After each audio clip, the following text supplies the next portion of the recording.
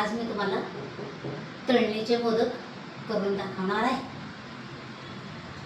त्याचे हे साहित्य: तयार केलेलं सारण, 2 वाटी खोलेलं खोबरं, 1.5 वाटी गूळ, खसखस आणि थोडीशी वेलची पूड, ही मळलेली कणिक आणि मैदा मिसळलेला, ही लावायला घेतलेला मैदा।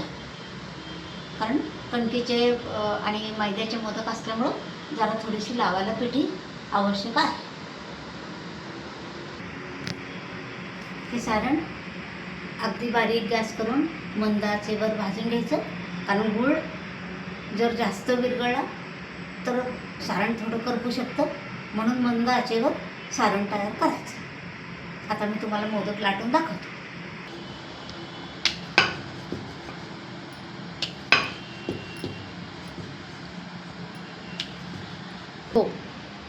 हे असं सारण भरून घ्यायचं आणि त्याच्या पाकळ्या तयार करायच्या।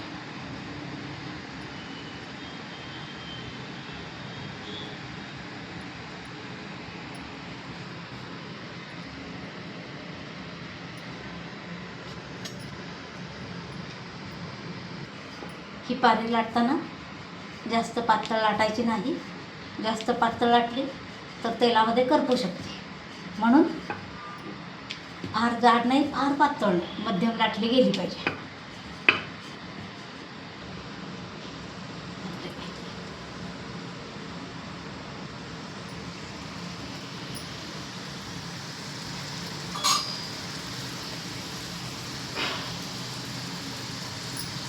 हे आता असे तळणीचे मोदक मी तुम्हाला तळून दाखवते।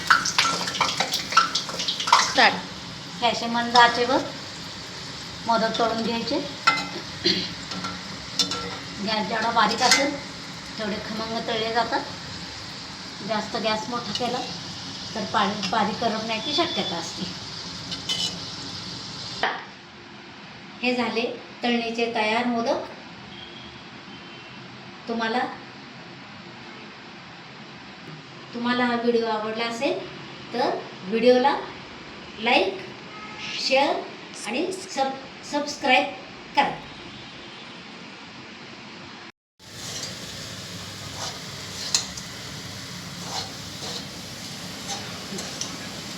हे ओल्या नारळाचं सारण, 1.5 वाटी किसलेलं खोलेलं नारळ, 1 ते 1.25 वाटी गूळ, हा मंद आचेवर परतून घ्यायचा, म्हणजे गुळाचा जास्त पाक सैल होत नाही।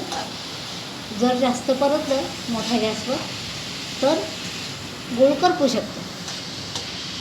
चवीनुसार खसखस घालायची, थोडंसं वेलदोड्याची पूड घालायची। असं हे सारण तयार झालेलं आहे। थंड झालं की मोदक करू।